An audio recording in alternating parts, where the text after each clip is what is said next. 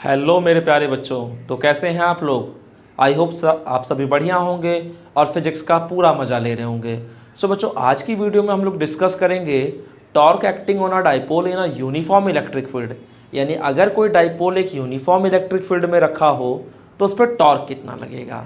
ठीक है बच्चों, तो मैं हूं Deepak Yadav, director of extra mind tutorials. स्वागत करता हूं आपके अपने YouTube channel extra mind tutorials में। सो बच्चों, आज का वीडियो स्टार्ट करते हैं।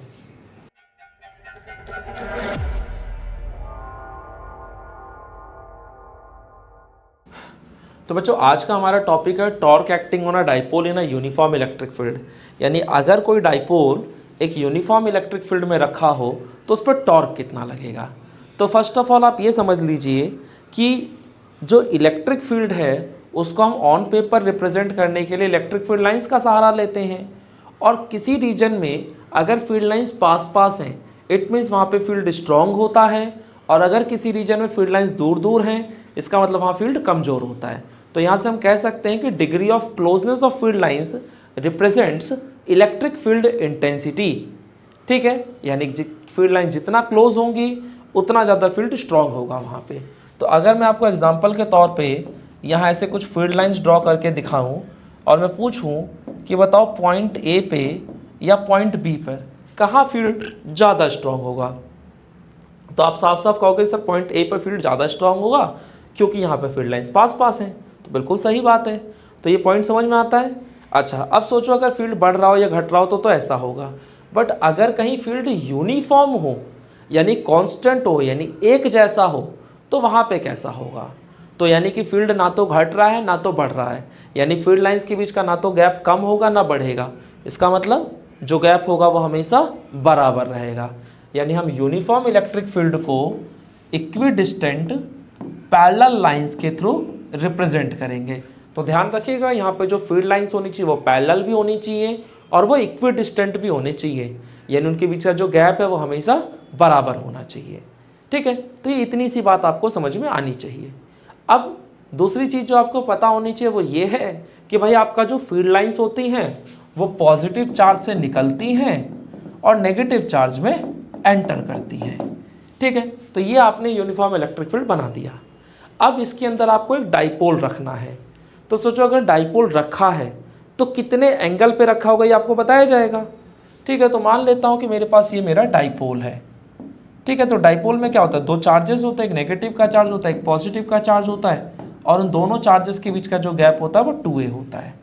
अब ये अगर डाइपोल में रखा है तो भाई कितने एंगल पे रखा है ये तो बताया जाएगा ना, कि अपनी मर्जी से कहीं रख दोगे। तो यानी एंगल आपको गिवन होगा। तो मान लेते हैं कि यहाँ जो एंगल है ये आपका थीटा एंगल है, तो डाइपोल मेरा थीटा एंगल पे रखा होगा। अब ये जो मैंने इतनी कहानी सुनाई है और ये जो हेडिंग लिखा हुआ है, इस हेडिंग को पढ़कर और इस कहानी को सुनकर मुझे बताइए कि यहाँ पर क्या क्या चीज़ें गिवन होंगी आपको। तो यहाँ पे गिवन क्या होगा आपको, ये सबसे पहले आपको समझना पड़ेगा।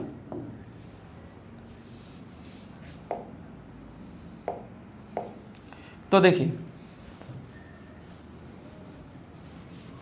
तो फर्स्ट ऑफ ऑल अगर हम बात करते हैं हेडिंग की, तो हेडिंग में देखो क्या लिखा है, torque acting on a dipole in a uniform electric field. यानी एक डाइपोल जो है वो एक यूनिफॉर्म इलेक्ट्रिक फील्ड में रखा है। ओके, तो अगर कोई डाइपोल रखा है तो भाई वो डाइपोल की क्या वैल्यू है वो आपको बताएगा। यानी कि आपको यहाँ पर डाइपोल गिवन होगा। तो डाइपोल गिवन होने का मतलब चार्जेस गिवन होंगे, उनके बीच का डिस्टेंस गिवन होगा।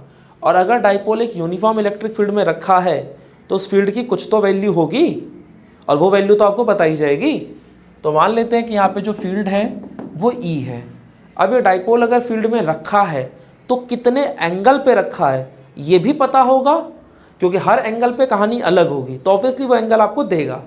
तो ये एंगल भी आपको गिवन होगा और आपको निकालना क्या है, तो टॉर्क। तो टॉर्क को हम लोग टाउ से रिप्रेजेंट करते हैं। अब देखो ये जितना चीज़ें आपको गिवन है यही सब आपको कंसिडर में लिखना है। तो हम क्या लिखेंगे, consider an electric dipole consisting of two charges placed in a uniform electric field at an angle theta and let we have to find torque acting on a dipole। ठीक है, तो ये इतनी कहानी आपको थ्योरी में लिखनी है। अब इसके बाद आगे काम शुरू करते हैं। अब सोचो अगर कोई भी डाइपोल फील्ड के अंदर रखा है तो ऑब्वियसली इस डाइपोल के अंदर ये जो दोनों चार्जेस हैं ये दोनों चार्ज फोर्स एक्सपीरियंस कर रहे होंगे। तो जो नेगेटिव चार्ज है वो पॉजिटिव की तरफ अट्रैक्ट हो रहा होगा और जो पॉजिटिव चार्ज है वो नेगेटिव की तरफ अट्रैक्ट हो रहा होगा। तो हमें समझ में आ गया कि हमारे जो दोनों चार्जेस हैं उन पे अपोजिट डायरेक्शन में फोर्स लग रहा है, और ये फोर्स इक्वल होगा या नहीं होगा ये मुझे कमेंट में बताइए आप लोग। ठीक है, तो सुनिए आप मेरी ध्यान से। आपको इलेक्ट्रिक फील्ड को लेकर दो फॉर्मूले लिखवाए गए थे। एक था E is equal to F upon में क्यू नॉट, जो बिल्कुल बेसिक वाला फॉर्मूला था। अब यहाँ पे F इज इक्वल टू के क्यू क्यू नॉट बटे में आर स्क्वायर। तो F की जगह अगर मैं चाहता तो के क्यू क्यू नॉट बटे में आर स्क्वायर, और एक क्यू नॉट पहले से लिखा था तो क्यू नॉट से क्यू नॉट कट गया।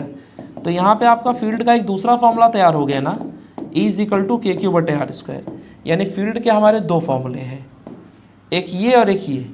तो फिलहाल यहाँ पर हमें बात करनी है फोर्स की, तो हमारा यही वाला फॉर्मूला काम कर जाएगा। तो F इज इक्वल टू क्या आ जाएगा, क्यू नॉट इंटू में E। अब दोनों चार्जेस पे जो फोर्स लग रहा है उसका वैल्यू बराबर है कि नहीं बराबर है। तो बराबर है नहीं बराबर ये समझना, तो भाई फोर्स का कोई फॉर्मूला देखो ना जिसमें फील्ड आता हो, तो फॉर्मूला यही है आपका। तो ज़रा मुझे बताइए, जितना चार्ज यहाँ रखा है उतना ही चार्ज यहाँ रखा है, यानी दोनों जगह चार्ज का वैल्यू सेम है, और फील्ड तो खैर आपकी हर जगह सेम है ही है। तो अगर हर जगह चार्ज सेम है, फील्ड सेम है, तो ऑब्वियसली फोर्स भी सेम आएगा। यानी हम कह सकते हैं कि हमारे जो दोनों चार्जेस हैं उन पे जो फोर्स लग रहा है उसका वैल्यू बराबर है।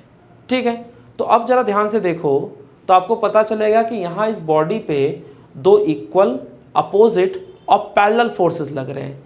और अगर किसी भी बॉडी पे दो इक्वल, अपोजिट और पैरेलल फोर्सेस लगते हैं, इसका मतलब वहाँ पे कपल फॉर्म हो रहा है, और यहाँ पे जो टॉर्क लगेगा वो उस कपल की वजह से लगेगा।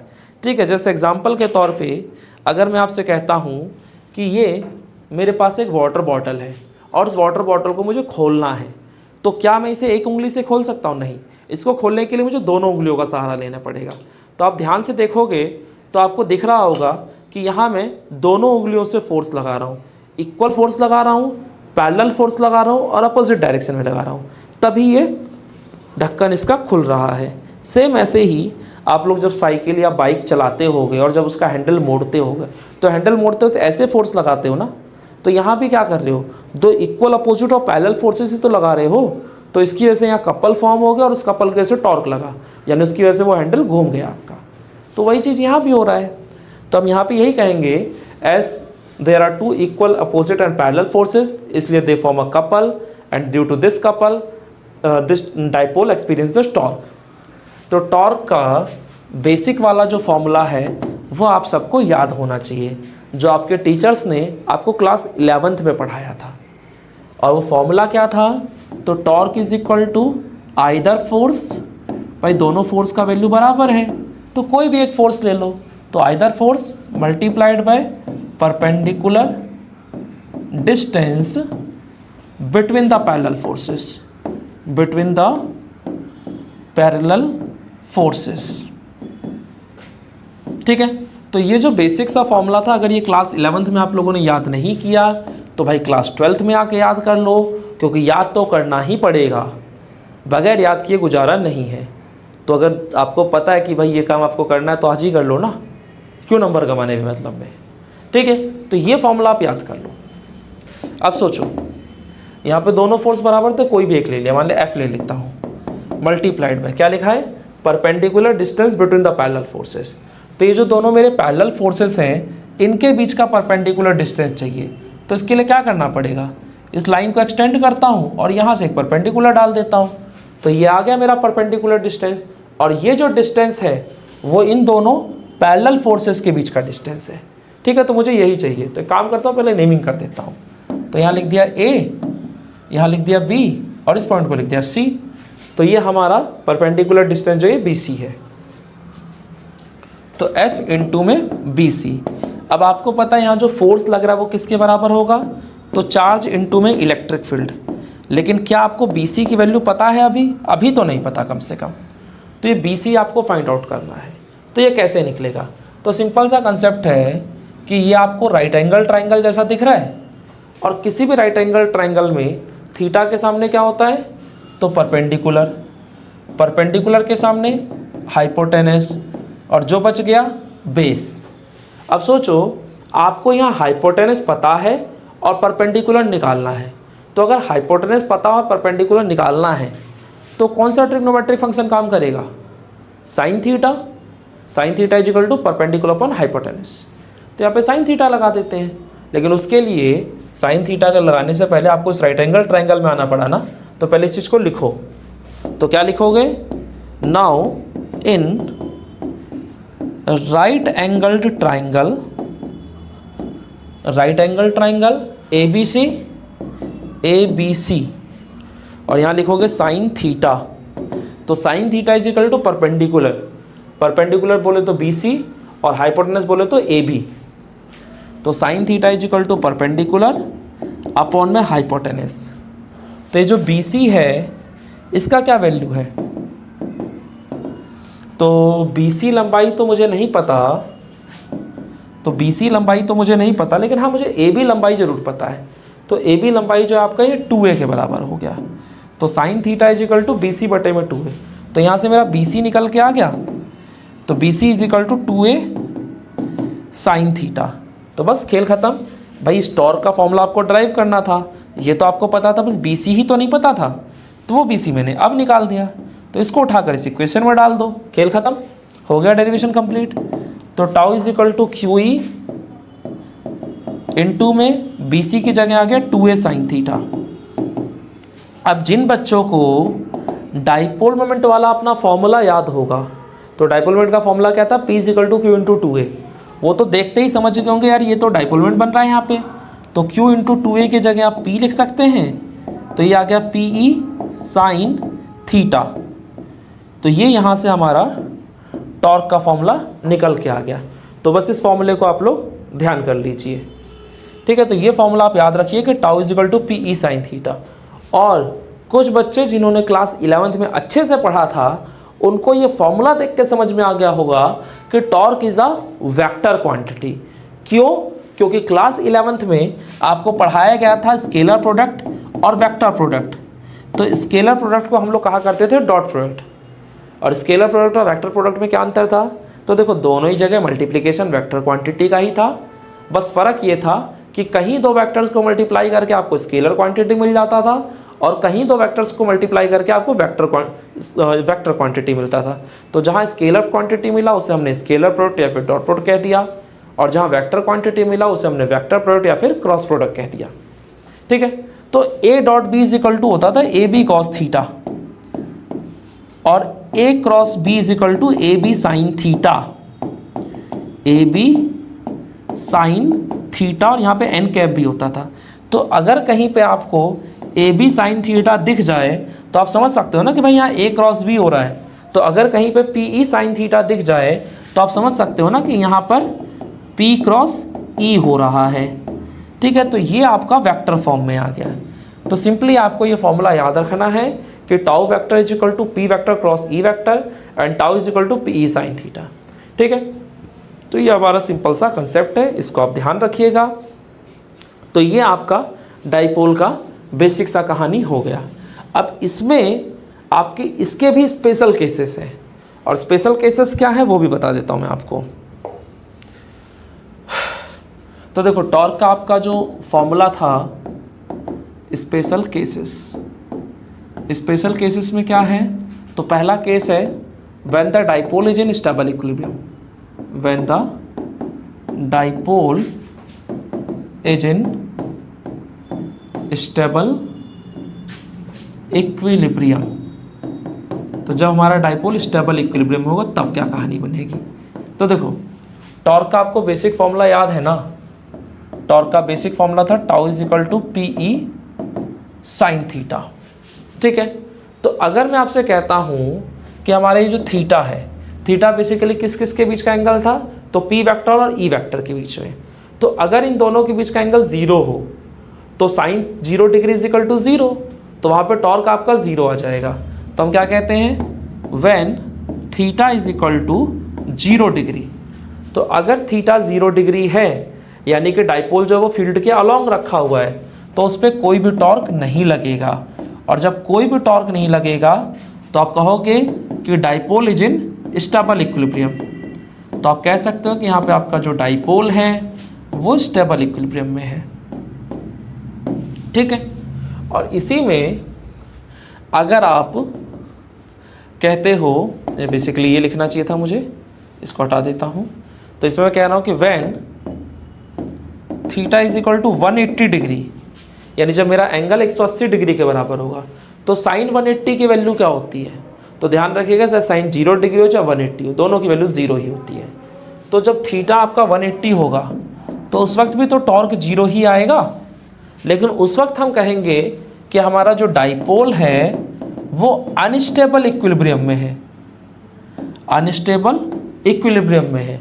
अब आप में से कुछ लोग कहेंगे सर ये क्या मजाक हुआ, पहले भी टॉर्क 0 था, अभी भी टॉर्क 0 है, लेकिन पहले आप कह रहे थे कि डाइपोल स्टेबल इक्विलिब्रियम में है और अब आप कह रहे हो डाइपोल अनस्टेबल इक्विलिब्रियम में है। हाँ भाई, मैं बिल्कुल सच कह रहा हूँ और मैं अपनी बात पे कायम हूँ। कैसे, वो समझाता हूँ आपको। देखो बच्चों, यही फंडा था आपका। इसमें क्या था बेसिकली कि ये मैंने एक डाइपोल रख दिया, ठीक है, और ये एक इलेक्ट्रिक फील्ड में रख दिया और कितने एंगल पे रखा, सपोज दैट थीटा एंगल पे, ठीक है, ये एंगल थीटा है। अब सोचो इस डाइपोल पे टॉर्क लग रहा होगा और उस टॉर्क की वजह से डाइपोल कैसे घूमेगा, कुछ इस तरीके से। देखो नेगेटिव चार्ज पे फोर्स इधर लग रहा है और जो आपका पॉजिटिव चार्ज है उस पर इधर फोर्स लग रहा है। तो अगर मान लिया जाए ये कोई डंडा है और इस डंडे को एक बच्चा इधर की तरफ खींच रहा हो और दूसरा बच्चा इधर की तरफ खींच रहा हो, तो ये डंडा ऑटोमेटिकली घूमने लगेगा, यानी इस डाइपोल पे इधर की तरफ टॉर्क लग रहा है। तो हम कह सकते हैं कि हमारा जो डाइपोल है उस पर इस तरीके से टॉर्क लग रहा है और उसकी वजह से ये घूम रहा है, ठीक है। अच्छा, अब अगर मैं इस डाइपोल को कहाँ पे रख देता हूँ, सपोज दैट 0 डिग्री के एंगल पे, यानी अब मैं इस डाइपोल को क्या कर रहा हूँ, सिंपली ऐसे रख रहा हूँ। ये आपकी इलेक्ट्रिक फील्ड लाइंस थी और आपने मान लिया कोई डाइपोल था,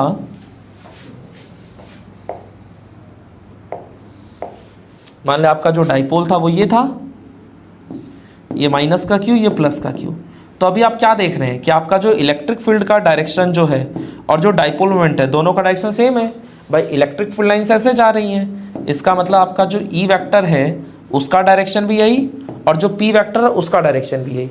तो अभी दोनों वेक्टर्स का डायरेक्शन सेम है और अगर दोनों का डायरेक्शन सेम है इसका मतलब दोनों के बीच का एंगल 0 डिग्री और एंगल 0 डिग्री स्टेबल इक्विलिब्रियम। कैसे, वो समझाता हूँ। देखो अभी एंगल 0 डिग्री का है। अब इस डाइपोल को क्या कीजिए, अब थोड़ा सा इसकी ओरिजिनल पोजीशन से टर्न कराइए। तो अगर आप इस पोजीशन से इसको किसी अदर पोजीशन पे लेकर जाते हैं, मान लिया आप इसको यहाँ लेकर चले गए, ये इसका ओरिजिनल पोजीशन था, इससे मान लिया आप इधर लेकर गए और इसको ले जाके छोड़ दिया, तो क्या होगा, इस पर जो टॉर्क लग रहा होगा इसको वापस से इसकी नॉर्मल पोजीशन पे ले आया। तो अगर आपने इस डाइपोल को इसकी नॉर्मल पोजीशन से किसी अदर पोजीशन पे किया और इस पर जो टॉर्क लग रहा है वो वापस से इसको इसकी नॉर्मल पोजीशन पे ले आ रहा है, तो इसका मतलब डाइपोल जो है वो स्टेबल इक्विलिब्रियम में है। बट वहीं अगर मैं इसका अपोजिट केस कर दूं और मैं क्या कह दूं कि मान लेते हैं यहाँ पे हमारा एक जगह नेगेटिव की जगह पॉजिटिव, मतलब डायरेक्शन जस्ट अपोजिट कर देता हूँ। तो मान लेते हैं ये हमारा इलेक्ट्रिक फील्ड है, ठीक है, तो हमारी फील्ड लाइंस ऐसे जा रही हैं, यानी हमारा जो इलेक्ट्रिक फील्ड है उसका डायरेक्शन ये हो गया। और सपोज दैट हम जो डाइपोल रख रहे हैं वो कुछ ऐसे रख रहे हैं, यानी यहाँ पे नेगेटिव का चार्ज कर दिया मैंने और यहाँ पे पॉजिटिव का चार्ज कर दिया। तो अभी आपके डाइपोल मोमेंट का डायरेक्शन इधर हो गया। आपको पता है डाइपोल मोमेंट का डायरेक्शन हमेशा नेगेटिव टू पॉजिटिव होता है और इलेक्ट्रिक फील्ड का डायरेक्शन ये रहा। तो अभी दोनों वेक्टर्स का डायरेक्शन अपोजिट हो गया और जब भी दो वेक्टर्स का डायरेक्शन अपोजिट होता है तो हमेशा उनके बीच एंगल जो बनता है वो 180 का बनता है। तो अभी इसमें एंगल 180 का बन रहा है। अब सोचो अगर इस डाइपोल को मैं इसकी नॉर्मल पोजीशन से किसी भी अदर पोजीशन पे करता हूँ, तो अगर मान लो मैं इसको यहाँ से उठा के थोड़ा सा इधर शिफ्ट कर देता हूँ, मैंने यहाँ पे शिफ्ट कर दिया, ठीक है, तो अब ये पॉजिटिव चार्ज इधर आ गया और ये नेगेटिव चार्ज इधर चला गया। अब सोचो क्या होगा। तो देखो आपको पता है अगर फील्ड लाइंस ऐसे जा रही हैं इसका मतलब यहाँ पे आपका पॉजिटिव चार्ज है और यहाँ पे आपका नेगेटिव चार्ज है। तो जैसे ही आपने इसको इधर से इधर किया, अब सोचो इसमें फोर्स किधर लग रहा है, तो ये नेगेटिव इस नेगेटिव को इधर धकेल रहा है और ये पॉजिटिव इस पॉजिटिव को इधर धकेल रहा है। तो आपको नहीं लग रहा है कि इस डंडे पे जो फोर्स लग रहा है वो कैसे लग रहा है, तो एक बच्चा इसको इधर खींच रहा है, एक इधर खींच रहा है, तो ये जो है ये ऐसे घूमेगा। तो अगर ये इस बार ऐसे घूम गया तो क्या लग रहा है कि आपको ये वापस से अपनी पोजीशन पे आ पाएगा? नहीं, ये जिस पोजीशन में रखा था इससे आपने थोड़ा सा भी टर्न किया तो इसने पूरा 180 से अपने आप को चेंज कर दिया, ठीक है, यानी कभी भी अपनी नॉर्मल पोजीशन पे नहीं पहुंचा, ये बिल्कुल अपोजिट पोजीशन पे आ गया। तो इसका मतलब हम कह सकते हैं कि ये अनस्टेबल इक्विलिब्रियम में है, ये बात बिल्कुल वैसे जैसे आप ये समझो कि एक लड़का है जो आपके साथ रह तो रहा है, लेकिन जैसे ही उसको मौका मिलेगा वो तुरंत भाग जाएगा। तो अगर तुरंत भाग गया तो इसका मतलब अनस्टेबल है। बट अगर एक लड़का ऐसा है जिससे अगर कोई थोड़ा बहुत भड़काए भी तो भी वो आपसे दोस्ती ना तोड़े या आपके साथ ही रहे, तो इसका मतलब वो स्टेबल में है। तो यहाँ भी कुछ ऐसा ही हो रहा है। इसको देखो, जरा सा हमने भड़काया कि ये तुरंत भाग गया हमें छोड़ के, यानी इसने अपने तुरंत नॉर्मल पोजीशन को चेंज कर दिया, तो ये है अनस्टेबल। बट इससे पीछे वाला जो आपने केस देखा था उसमें क्या हो रहा था कि इसको हमने थोड़ा सा टर्न भी कराया था और छोड़ा तो वापस से ये अपनी नॉर्मल पोजीशन पे आ गया, तो वो था स्टेबल।